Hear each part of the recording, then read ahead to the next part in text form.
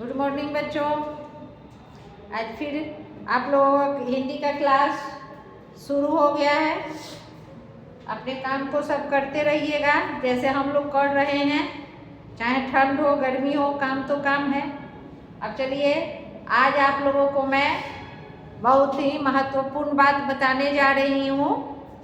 आज 10 जनवरी है और हम लोगों के लिए आज बहुत ही विशेष रूप से इस दिन का इंतज़ार भी रहता है और हम लोग इसको मानते भी हैं और मानना भी चाहिए। अब ऐसा नहीं कि कुछ आदमी हिंदी के नाम से एक सुनते ही कहते हैं कि वो आप हिंदी पढ़ाती हैं, जैसे कि लगता है कि वो तो पूरा अंग्रेजी जान रहे हैं, है कि नहीं। तो ऐसी भावना मन में लेकर के पढ़ाई नहीं करनी है, क्योंकि हिंदी हमारी माता है, हमारी राष्ट्रभाषा है। चाहे हम लोग कहीं भी जाएं, कहीं भी काम करें, लेकिन हमारी जो है प्रमुख भाषा है वो है हम हिंदी। और इस हिंदी को पूरे दुनिया भर में प्रसारित करने के लिए एक दिन को चुना गया और वह दिन कौन सा है? 10 जनवरी। आप लोगों को मैं बता दे रही हूँ कि 10 जनवरी क्यों खास होता है, क्योंकि हिंदी भाषा के हमारे यहाँ कवियों की एक सम्मेलन हुआ करती थी। आज भी होती है कवि सम्मेलन, तो इंग्लिश वाले का भी होता है, लेकिन इसमें हिंदी के कवियों का सम्मेलन होता है। तो वह जो है कवि सम्मेलन हमारे भारत के ही नागपुर में हुआ था। तो वह दिन कौन सा था, यानी तारीख, तो 10 जनवरी था और उसका सन था 1974, यानी देश के आज़ाद होने के बाद। ठीक है, 1947 में देश आज़ाद हुआ और 1974 में जो है जब हमारे यहाँ नागपुर में हिंदी कवियों का सम्मेलन हुआ, 13वीं सम्मेलन था। वो सम्मेलन जो था 13वीं सम्मेलन था। उसके पहले 12 बार सम्मेलन हो चुका था। 13वीं सम्मेलन में हमारे कवियों को प्रमुख रूप से वहाँ पे बुलाया गया और उनसे कहा गया कि वे अपने अपने प्रतिभा का प्रदर्शन करें। तो उस प्रतिभा प्रदर्शन में ऐसा एक नियम बनाया गया कि ठीक है, हमारी प्रमुख भाषा हिंदी है, राजकीय भाषा हिंदी है, राष्ट्रभाषा हिंदी है। फिर हमारे देश में हर क्षेत्र में, हर राज्य में, हर इलाके में हिंदी भाषा को बड़े आसानी से बोली जाती है। और बोली ही नहीं जाती है, यहाँ तक कि जितने सरकारी दस्तावेज उन सब पर भी हिंदी में ही लिखे जाते हैं। उनको सही साबित करने के लिए हस्ताक्षर भी हिंदी में ही होते हैं। तो इन्हीं सब बातों को लेकर के कवियों ने क्या किया कि हमारे कवि वर्ग जो थे वे सब लोग मिल करके 10 जनवरी 1974 में विश्व हिंदी दिवस मनाने का निर्णय लिया। और उसी समय से हमारे यहाँ इस दिन को खास रूप से देखा जाता है, मनाया भी जाता है। इसके बाद फिर हमारे देश के जो प्रथम प्रधानमंत्री जी थे पंडित जवाहरलाल नेहरू, तो उनके द्वारा 14 सितंबर को केवल अपने भारत में, यानी राजभाषा और राष्ट्रभाषा दोनों को मान्यता देने के लिए 14 सितंबर को हिंदी दिवस के रूप में मनाया जाता है। और आज का दिन जो है पूरे विश्व के लिए है कि पूरे विश्व में हिंदी भाषा का जो है बोलबाला होना चाहिए और हिंदी भाषा का प्रचार प्रसार होना चाहिए। इसके लिए आज का दिन चुना गया। इसीलिए पंडित जवाहरलाल नेहरू को हिंदी दिवस का जनक भी कहा जाता है। जनक माने जानते हो ना, पिता। यानी कि हिंदी दिवस को मनाने वाले सबसे हमारे प्रथम प्रधानमंत्री जी थे पंडित जवाहरलाल नेहरू। उन्होंने ही 1943 में सबसे पहली बार 14 सितंबर 1949 में भारत में हिंदी दिवस मनाया गया और उन्हीं के द्वारा आज तक मनाया जाता है। और मनाया जाता रहेगा भी।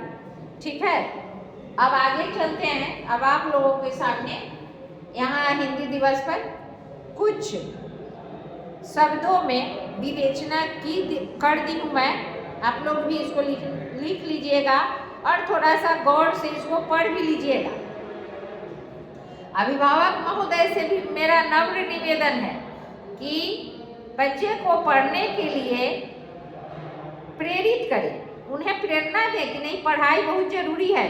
और इस मौसम का तो कुछ कहा नहीं जा सकता है, कब कैसा रहेगा नहीं रहेगा।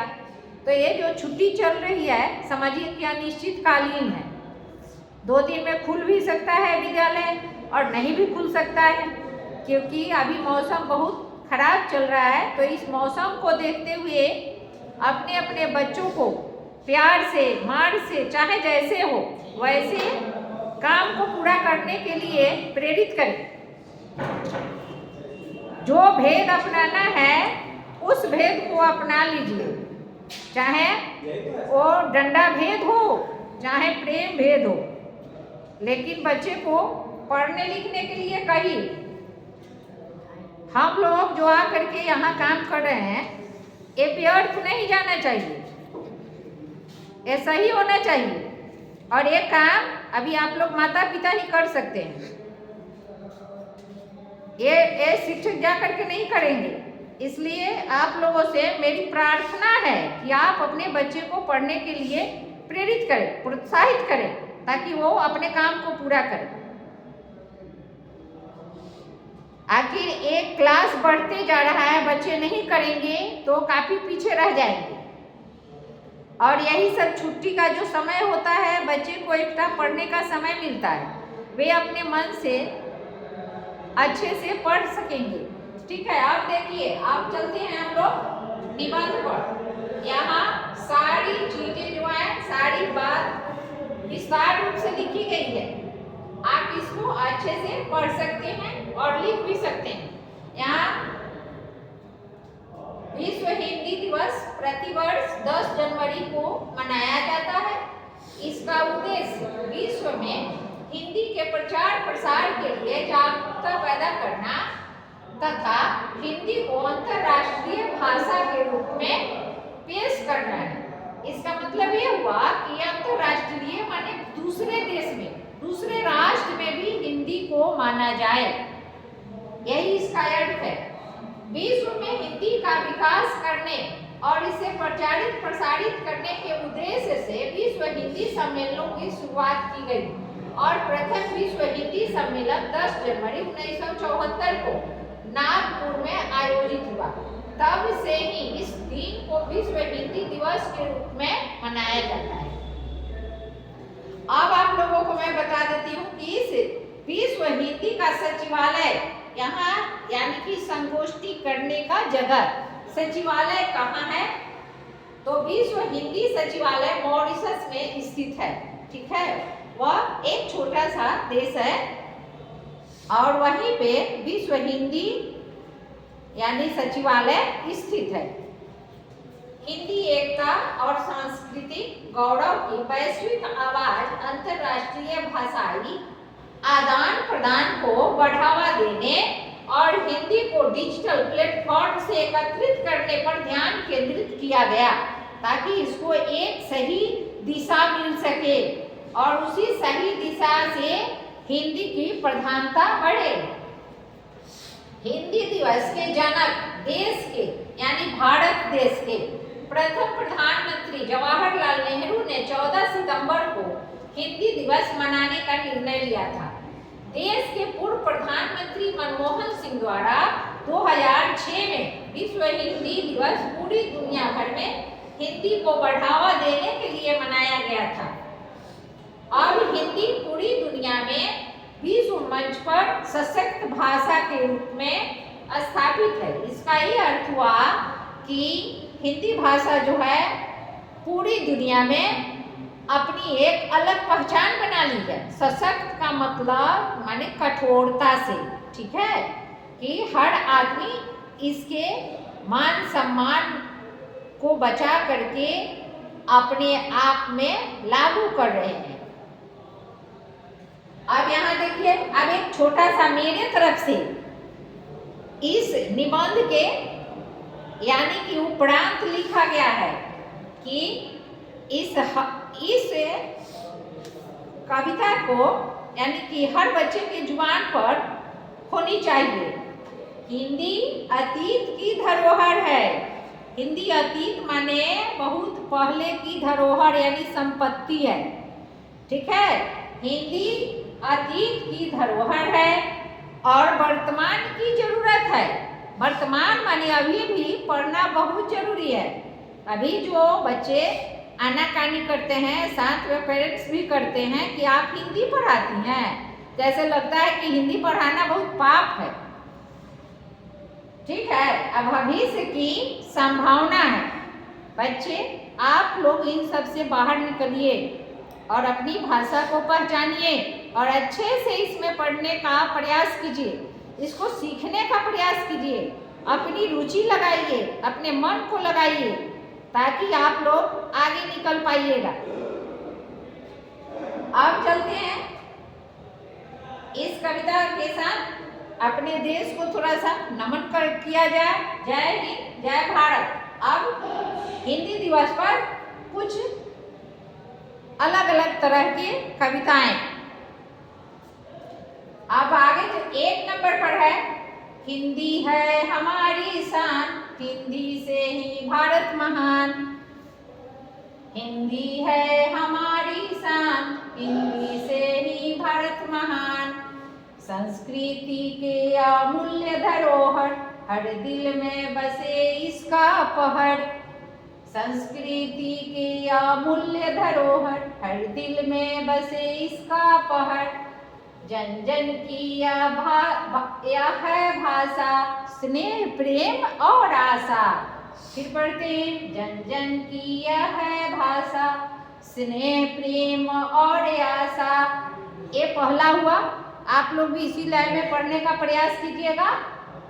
अब प्रेम भक्ति अनुरक्ति रहित संसार अधूरा लगता है, बिना पूर्वजों की छाया परिवार अधूरा लगता है। जब जब हिंदी भाषा की बिंदी न भाल पर लग जाए, तब तक भारत माता का श्रृंगार अधूरा लगता है। भारतीयों की शान है हिंदी, भारत की जान है हिंदी। भारतीयों की शान है हिंदी, भारत की जान है हिंदी। भारत की जान है हिंदी, हम भारतीयों की शान है हिंदी। अभिव्यक्ति का साधन भी है, गंगा जल सी पावन भी है। अभिव्यक्ति का साधन भी है, गंगा जल सी पावन भी है। गौरव और अभिमान है हिंदी, गौरव और अभिमान है हिंदी। भारतीयों की शान है हिंदी, हम भारतीयों की शान है हिंदी। जय हिंद, जय भारत। धन्यवाद बच्चों। आज इसी कविता के साथ मैं अपने कक्षा पठन पाठन कार्य को विराम देती हूँ। कल फिर सोमवार को फिर मिलेंगे नए अध्याय के साथ। तब तक के लिए अलविदा, धन्यवाद। कैसा